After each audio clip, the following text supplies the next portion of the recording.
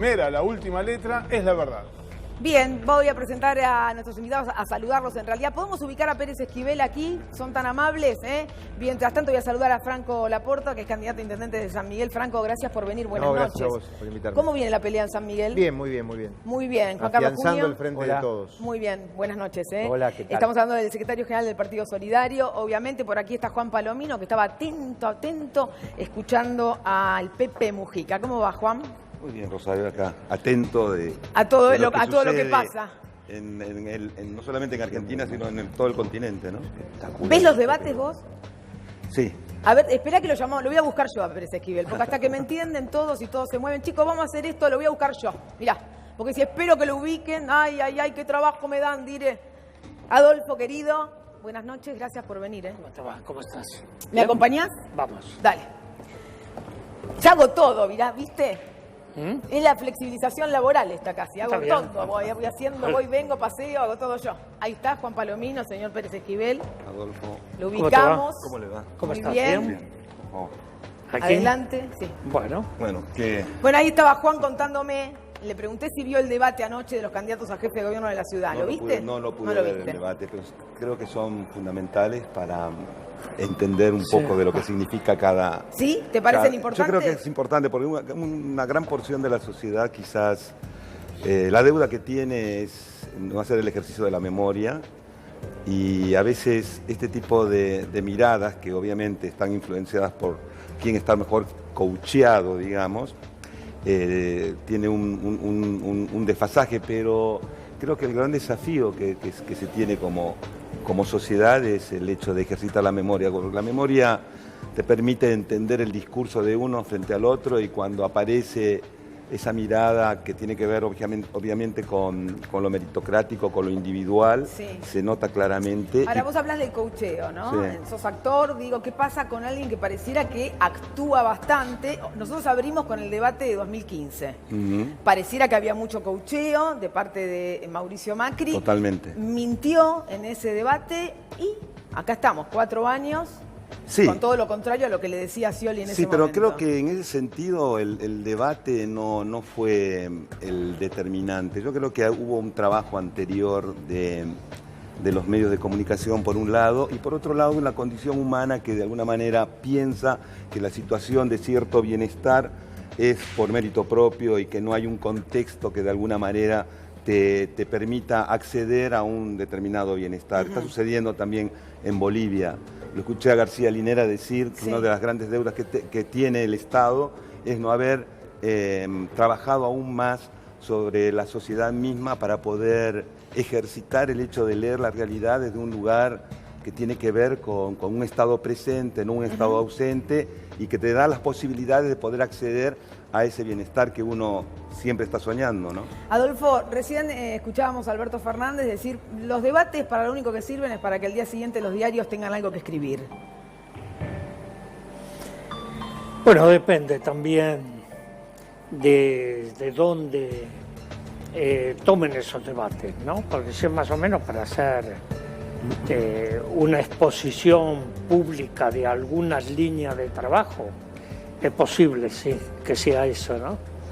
Porque Si la no verdad se el debate de profundiza. debate no tiene nada el debate. No tiene, no. El debate como tal tiene un nombre, pero no se debate. Se exponen, ¿no? Se expone. Cada Se uno expone, expone. más por eso yo te hago una exposición. pregunta a vos, pero igual me Claro. podés contestar cualquier cosa y no tengo Sí, derecho a sí. decirte, no, pero pará, me estás verseando, ¿sabes por qué? Por tal y tal cosa, no te lo puedo refutar. Son exposiciones Sí, más sí. que nada, ¿no? Adolfo? Exposiciones, sí. Son Sí, dos yo lo posiciones. comencé a ver y después me aburrí. ¿Qué voy a hacer? Lo abandonaste, no encontrabas me nada, abandoné. nada importante en el debate. No, después me fui. Bueno, hay debate el próximo domingo en Santa Fe de los candidatos a presidente. Y el 20 de octubre, los mismos candidatos en la Facultad de Derecho aquí en Buenos Aires. A ver, Bueno. Franco Laporta, ¿viste el debate? ¿Qué haces? Lo vi en las redes sociales, por fragmento después. Y A ver, creo que cometió algunos furcios el jefe de gobierno ¿Vos qué tal? porteño, muy importante, ¿no?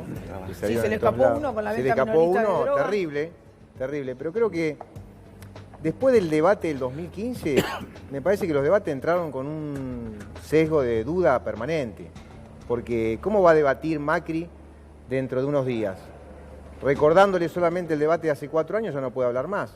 Entonces, hablar de debate porque uno expone una idea, una proclama, una propuesta de gobierno, después está asignado en este tipo de casos de no cumplirlo, con lo cual ese es el problema que tiene el debate.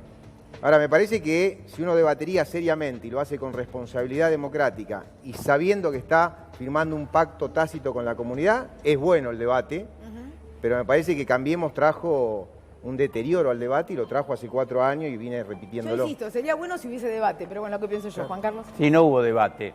De cualquier manera, yo soy partidario en realidad de la política confrontación de ideas y es polémica y no lo hubo ayer. Ahora bien, vos haces referencia a lo de Macri y efectivamente Macri mintió y posiblemente una parte de la sociedad le creyó y posiblemente ese debate, que era otro tipo, que era una instancia de balotaje, puede haber ganado 2, 3, 4 puntos y definido el curso de la historia. Sin embargo, yo no soy tan pesimista porque pasaron estos 4 años, la vida demostró, más allá del apoyo de los grandes medios de comunicación, demostró que mentía, que lo que hizo es exactamente lo contrario de lo que le prometió a la sociedad en aquel debate, y ahora la sociedad lo sancionó en las PASO. No ha sido tan en vano. Incluso, el problema es el daño que se ocasionan en 4 años. Ni que hablar.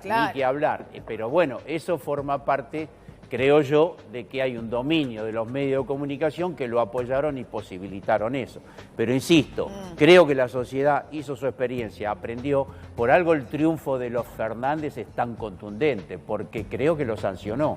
Igual lo sancionó no por el debate, sino por el desastre que hicieron en la Argentina. Sí, y porque no cumplió y mintió. Lucía, a ver, detalles de cómo se van preparando los candidatos para el próximo domingo.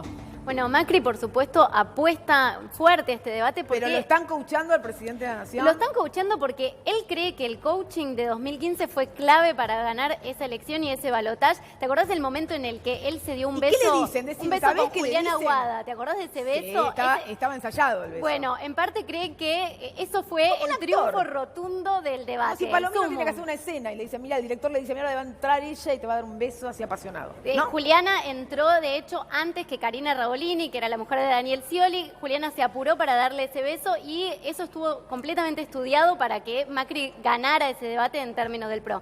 Bueno, esta semana el presidente empezó a ensayar el lunes con algunos de sus funcionarios. ¿Y con quién ensaya? Ensaya, por supuesto, con Marcos Peña, que está presente, después con su grupo de discurso, Hernán Fernández, Iglesias Cilia, todos los funcionarios de discurso de Julieta Herrero, se me confunden, ahora hay muchos nombres porque tiene un equipo nutrido de muchos? gente de Peña. Sí. Igual los que participaron fueron rotando, el que siempre estuvo fue, por supuesto, Marcos Peña, acompañando al presidente, y también Jorge Greco de comunicación, toda la pata de comunicación y discurso, coaching del presidente. Bueno, y también ensayaron sobre todo los temas que se van a tratar este domingo. Uno de ellos es relaciones internacionales, porque va a haber 4 temas fundamentales este domingo, y ahí viene el tema de Venezuela, que lo vamos a escuchar bastante en este debate. Ahí está, eso es lo que está pasando por el lado de Macri. Alberto Fernández ya dijo que él no necesita coacheo, hace 40 años que se dedica a la política y va a ir al debate con el sustento de lo que él piensa hay que hacer con la Argentina. Pero a ver, Adolfo, el gobierno está estudiando romper relaciones diplomáticas con Venezuela. Bueno, es un disparate. Lo que tendría que romper relaciones diplomáticas con Estados Unidos. Porque si vemos la intervención de Estados Unidos en los países latinoamericanos, siempre fue nefasta. No vemos la política durante la época de la dictadura, ¿quién las impone? No, la lawfare, la guerra judicial. Sí. ¿Quién la impone en América Latina? En Honduras, en Paraguay, en Brasil, para sacar a Lula del medio. No, lo que se viene haciendo en todo el continente, la extensión de las bases militares en el continente. Entonces, ¿por qué con Venezuela? Pero Macri se puso un objetivo. ¿Qué le dijeron? Venezuela. Venezuela tiene muchas dificultades, eso nadie lo niega, ¿no? Pero hay que ayudar al pueblo venezolano en lugar de las sanciones, porque voy a contar algo concreto. Hubo 4 niños venezolanos que llegaron a la Argentina. La organización Fundalatin no pudo retirar dinero por el bloqueo. Entonces, esos chicos estaban en el hospital italiano. No, tuve que mandar una carta al director del hospital italiano para que atiendan a los chicos porque no había dinero. Lo hicieron, lo cual le agradezco muchísimo al hospital italiano eso, pues lo hicieron de corazón. Claro. ¿No? Entonces, ¿cuáles son los problemas que hay hoy? Creo que esto para distraer también la grave situación que tiene el país. Lo que pasa es que va a intentar, por lo que nos estaba contando Lucía, un eje, el presidente de la Nación, que será instalar Venezuela para tratar de forzar a Alberto Fernández a que tome una definición, ¿no? Cuando en realidad acá el tema de la Argentina es cómo está la situación económica, Juan. No solo eso. La situación económica, la situación de los sectores más desposeídos, los jubilados, la educación, la cultura. Estamos hablando de un pobreza, país, los indigentes, los chicos que tienen hambre. la gran cantidad de desocupados, Claro. digamos, todo producto de políticas neoliberales que hemos venido, digamos, arrastrando desde el año 76 con Martínez de Hoz hasta el 2001, digamos, todo esa descomposición del tejido social en la Argentina y en América Latina ha tenido que ver con esas políticas neoliberales. Entonces, la situación que vivimos ahora, por eso decía del tema de la memoria, es volver a repetir eso y no me extraña, digamos, que para distraer, como decía Adolfo, se hace hincapié en el tema de Nicaragua como una situación fundamental, sí. Venezuela, como una situación compleja a rechazar, digo, y me parece totalmente inoportuno. Vamos a escuchar a Alberto Fernández, la situación económica, dijo esto. Y nos dejan los resultados que dejan, que son siempre los mismos: endeudamiento, empresas que cierran, desempleo, pobreza, hambre, siempre es el mismo resultado, siempre, siempre. Tenemos que llegar y volver a remarla, no un partido político, no un espacio político, los argentinos, porque los argentinos somos los que nos levantamos cada vez que nos caemos. Yo siempre le digo a los argentinos, miren, con Néstor pasamos a la historia porque le pagamos todo al fondo, no se lo pagamos Néstor y yo, se lo pagó toda la Argentina, se lo pagó el esfuerzo de millones de argentinos. Bueno, estaba dando características de lo que nos pasa todos los días. Supongo que en San Miguel también pasa esto que dice Alberto Fernández, Franco. Como lo dice Alberto, ¿no? La situación de pobreza que hay, de desocupación que hay y de necesidades de alimentos es terrible. Después de la devaluación de la segunda o tercera semana de agosto, se incrementó terriblemente las necesidades que tienen las familias en términos de poder vivir dignamente. Y cuando él plantea que este tipo de políticas trae siempre el mismo resultado y hay que volver a empezar desde el mismo lugar, bueno, es una reflexión que tenemos que tomar todos los argentinos de qué modelo de país queremos, pero no para una elección, sino para proyectarse de alguna manera hacia adelante y no volver a repetir este ciclo en forma permanente. Las relaciones internacionales para mí no son malas, el problema es que Argentina se somete a alguna tutela de algún país del mundo y termina teniendo consecuencia el conjunto de los argentinos. Me parece que ahí está la problemática que tienen algunos pensamientos, sobre todo el pensamiento liberal o neoliberal argentino, que desprotege a la Argentina para ponerla a merced de un servicio internacional que nos perjudica al conjunto del pueblo, ¿no? Juan Carlos. Sí, yo creo que Alberto y Cristina, creo que hay que ya hablar de eso y no tanto de Macri, porque es lo que viene, y el pueblo ya vio lo que Macri se pronunció, están poniendo en el centro de la cuestión económica y política que hay que resolver el crecimiento urgente del mercado interno. Alberto ha dicho vamos a subir salarios y vamos a subir jubilaciones y no le voy a pedir permiso al Fondo Monetario Internacional.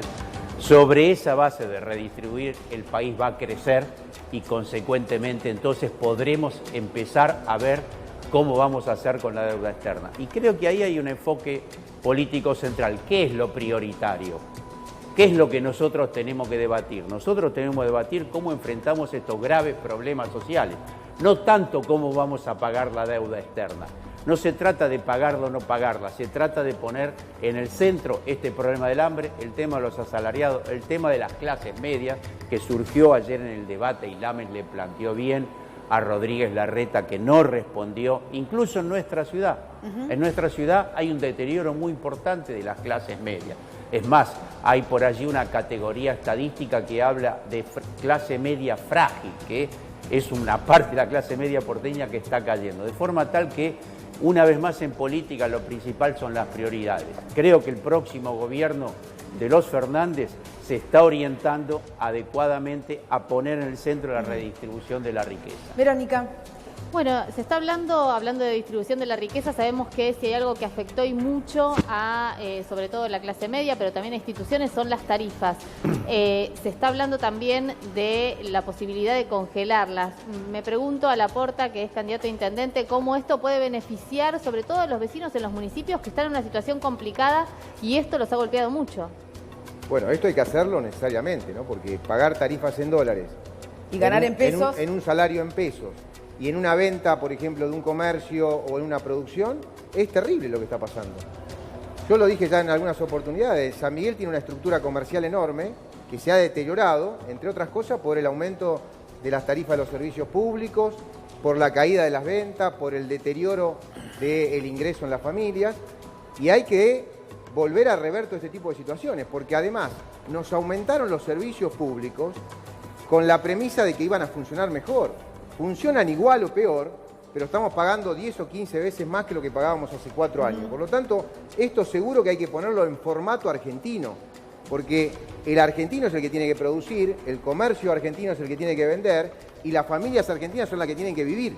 Entonces, es claro que hay que desdolarizar las tarifas y ponerla al beneficio de la industria, de la producción nacional y del bienestar de los argentinos. A ver, Juan, estrenaste película ayer, Pistolero se llama. A ver, explícame. Bueno, algo Pistolero tiene que ver, ya estaba porque te escuchando escuché hacer atentamente. como el otro día una diferencia entre pistoleros y bandidos. Y bandoleros. Bandoleros.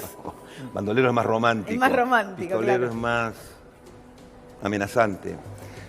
Pistolero tiene que ver con una realidad también de hombres, de esos famosos bandidos rurales que destaca muy bien León Gieco, que se dan cuenta, o sin ningún dogma, o quizás su dogma sea el pragmatismo de darse cuenta que hay grandes sectores de la sociedad que están abandonados de la mano del Estado y deciden robarle a los que más tienen para darle un poco a aquellos que están abandonados de la mano del destino, digamos. Cuando el Estado no está presente se producen este tipo de situaciones. Pistolero habla de eso, más allá, digamos, del romanticismo que puede existir entre dos hermanos que fueron en la realidad los Velázquez y estos son los Mendoza. Entonces habla un poco bastante, y le contaba a Adolfo recién, de cuándo aparecen estos emergentes, cuando aparecen las asimetrías, cuando aparecen el abandono del Estado, cuando aparece el autoritarismo, cuando aparece la miseria, cuando aparece el abandono de los sectores desposeídos de los más grandes, los ancianos, los niños. Digo, Pistolero habla de eso, esta película de Nicolás Galvaño, y que de alguna manera representa un poco bastante un cuestionamiento al poder, al poder de turno, a los medios de comunicación. Es un poco, una idea sería, el Guasón y Pistolero son todos compañeros, digamos, porque también hay un relato,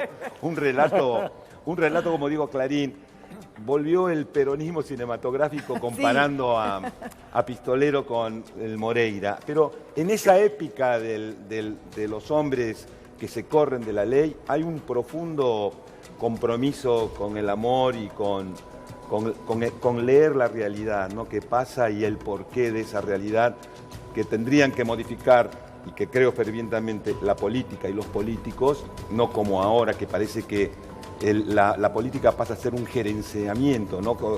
Gerencian un país y toman la política como un hecho concreto, por eso aparecen los coaching, ¿no? Así, a ver, ahora conviene que llores, ahora te aplaudimos, ahora respirá profundo, ahora que te den un beso. Digo, eso está alejado de la política, eso es actuación pura y para eso estamos los actores. Entonces, Pistolero trata de traer nuevamente del tiempo, ese tiempo donde Onganía era el dictador, había derrocado a Ilia, que a su vez asumió el poder con el peronismo corrido, y tomamos muchos elementos del western, como decía Adolfo, para contar esta realidad que es muy paralela a la de ahora. Bueno, hablando de las leyes, los pistoleros, los bandoleros, los bandidos también. Los guantes, los ladrones de guante blanco. Los bandidos de guante blanco, que hay muchos. Claro. A ver, sabemos por Constitución que nadie está obligado a declarar en su contra. ¿Esto está claro? Es constitucional, ¿no es cierto? Entonces, cuando un juez te llama a una indagatoria, vos tenés la posibilidad incluso de mentir. Y eso no es castigado, es tu defensa. ¿Por qué? Porque no estás obligado a declarar en tu contra. Bueno, apareció un proyecto de ley presentado por Patricia Bullrich y por Germán Garabano, ministro de Seguridad, ministro de Justicia, que dice que hay que castigar a aquel que miente en esa instancia. Entonces Alberto Fernández enseguida salió y dijo, ay, por favor, eso no, desconocer absolutamente todo y es anticonstitucional. A ver, vamos con los tuits que empezaron. Dice Patricia Bullrich, Estados Unidos, Alemania, Francia, Corea, Costa Rica, Dinamarca, Bulgaria e Italia. Estos son algunos de los países que aplican la ley en la que no se le puede mentir al juez. Es la ley de no mentir, así la llamaron. Pero el problema es que nosotros tenemos una constitución acá. Pero bueno, un detalle. Lo que está mal, Alberto Fernández, es mentir, es inmoral. Le contesta a Alberto Fernández. Esto es verdadera justicia, dice Patricia Bullrich. Entonces le contesta a Alberto Fernández.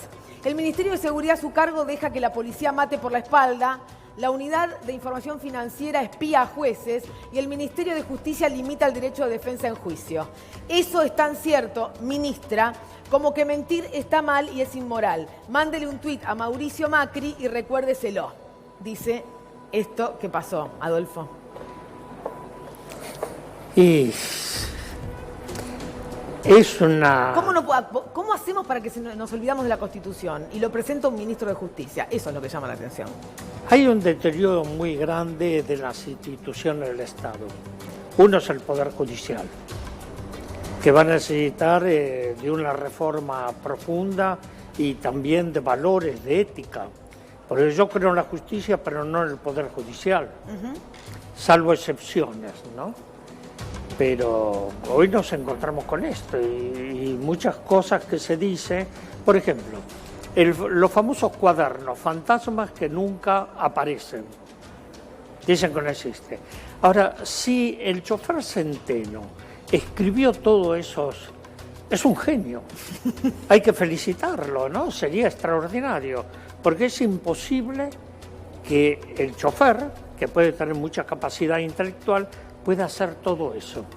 Eso es un armado y tiene que ver con lo que dije antes, con los lawfare. Sí. A ver, me das pie para hablar de algo importante, porque la Comisión Provincial de la Memoria, que está a cargo de Adolfo Pérez Esquivel, le ha presentado un nuevo informe al juez Ramos Padilla. El juez Ramos Padilla está investigando una red de espionaje ilegal paraestatal que involucra a jueces, abogados, fiscales, servicios de inteligencia y periodistas. Es decir, en el informe que se ha presentado aparecen muchos nombres, más allá de los que ya conocemos. Ya sé que no me puedes decir ningún nombre, Adolfo, de eso. Sí, nosotros lo que hacemos con la comisión es un trabajo técnico.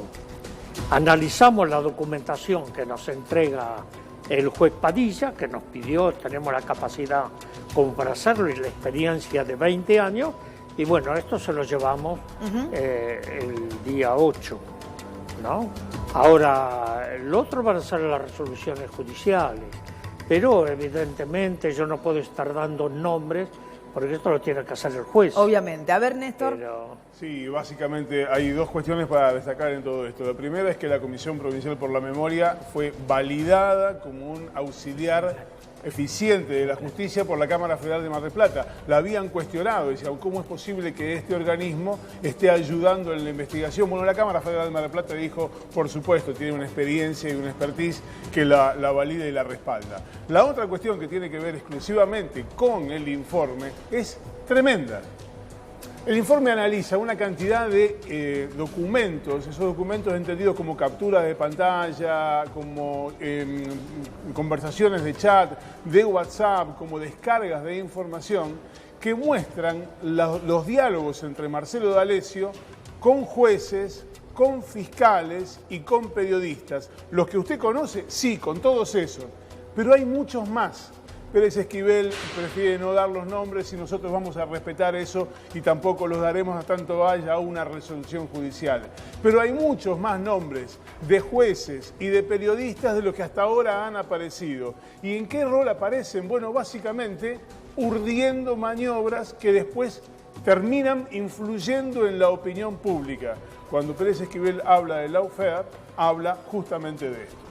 Ahí está, y eso es lo que el juez va a investigar, sigue investigando, porque además intentaron sacarle la causa a Ramos Padilla, intentaron desmembrarle la causa también. Y todo esto, por suerte las cámaras han dicho no, señores, investiga a Ramos Padilla. Sí, creo que hay un punto ahí que es neurálgico. A ver. El caso de la libertad de prensa. Sí. Siempre defendimos la libertad de por prensa, supuesto. ¿no?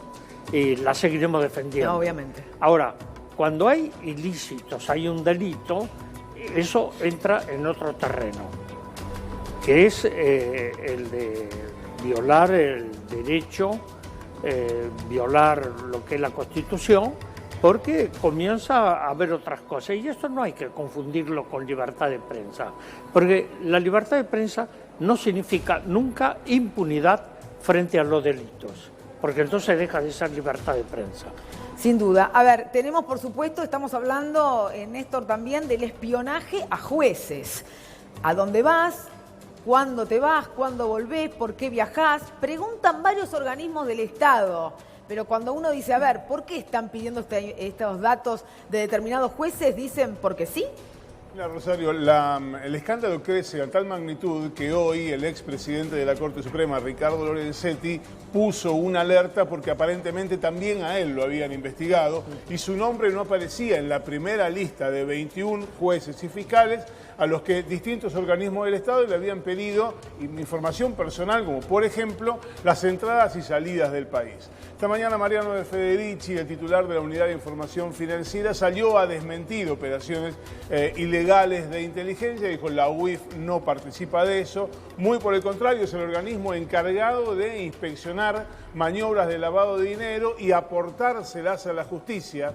Y todo lo que está hablando respecto de la Unidad de Información Financiera es una operación de prensa. Nos golpearon la puerta. Ajá. Nada más sagrado tenemos en la relación con usted, que cada noche prende el televisor, que la credibilidad. Por eso vamos a mostrarle un documento que muestra que el fiscal requirió informes sobre la actividad de la UIF relacionada con operaciones ilegales de espionaje. Mirá, son dos placas que tienen un texto que vamos a leer. Este es un documento exclusivo, que estamos poniendo en el aire. A ver. La requisitoria del fiscal dice concretamente, se requirió a distintas dependencias del Estado que informen en el marco de qué investigación o actuaciones y con intervención de qué juez se dispuso a ingresar a la base de datos de la Dirección Nacional de Migraciones y obtener información de salidas al exterior de un conjunto de personas. Y ahí enumera cuáles fueron los organismos que pidieron esta información.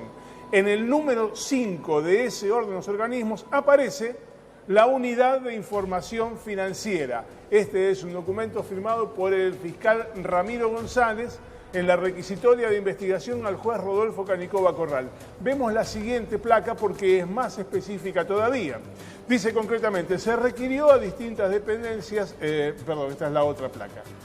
Dice concretamente, se trata de desentrañar si desde alguno de los organismos o dependencias del Estado, individualizadas, y aquí enumera, AFIP, Ministerio de Seguridad, Jefatura de la Policía de la Ciudad de Buenos Aires, Ministerio de Seguridad de la provincia de Salta, UIF, Unidad de Información Financiera, mencionada explícitamente. Y dice que quieren saber si de estos organismos, mirá la última frase, se desplegaron actividades de espionaje e inteligencia ilegal. Esto es lo que dice el documento que forma parte de la investigación judicial impulsado por un fiscal y en manos de un juez federal. Bueno, pero el fiscal quiere saber si participaron. La UIF dijo que no. Sí, bueno, pero a la UIF cuando le pidieron información respecto de qué información había pedido sobre estos 21 jueces, ahora se agrega también Lorenzetti, la UIF se negó a responder. La UIF se negó a responder, pero públicamente de Federici dice que no tiene nada que ver. Lo que dice es que la información está preservada por el secreto, que tiene que ver con la Unidad de Información Financiera, y que por eso no puede suministrarla a un juez y a un fiscal. Es decir, más o menos como lo que hizo Laura Alonso cuando le pidieron datos y dijo, no, la verdad que no se los voy a dar, algo así. Digamos, básicamente lo mismo. Cuando te piden datos, te dicen no te los doy, y cuando los pido porque sí. Juan, ¿qué opinas? ¿Qué opinás de esto? Brava la cosa, ¿no? Soy actor. No, ¿qué tiene que ver? Sos ciudadano. No, está bien, sí, pero no estoy como tan... Pero viste esta empapado cosa de del que te tema. espíen, te digan, no te Pero- dicen pero hay por qué. sí se ve que hay como una forma de primerear y de manejar las cosas, ¿no? Como para generar, desestabilizar y generar en la gente cierto malestar. Me parece que... El tema es que complejo. vos sabés que hablaba yo con Adolfo en radio y Adolfo me dio una frase, me dijo, está en peligro la democracia. ¿Vos sostenés Sí. eso, Adolfo? Sí, claro. Creo que todo esto genera mucha inestabilidad, falta de confianza en las instituciones del Estado y todo eso debilita la democracia. Cuando se violan estos derechos, lógicamente que las democracias están en riesgo. Están más débiles, Y, ¿no es cierto? está más Se las débil. debilita, digo. Es lo que estamos pasando actualmente, ¿no? Bien. Pero no solo aquí, esto es una cosa, una corriente que se ha impuesto en muchos países latinoamericanos, por eso aquí no hay casualidades, ¿eh? No hay casualidades, No hay hay causalidades. Bueno, tengo que hacer la pausa, ¿eh? Enseguida regresamos, seguimos hablando con todos nuestros invitados respecto de lo que nos está sucediendo. Se viene el encuentro de mujeres en la ciudad de La Plata, Vallada. Enseguida me da más detalles Verónica. Quédate, hay otra historia, enseguida volvemos.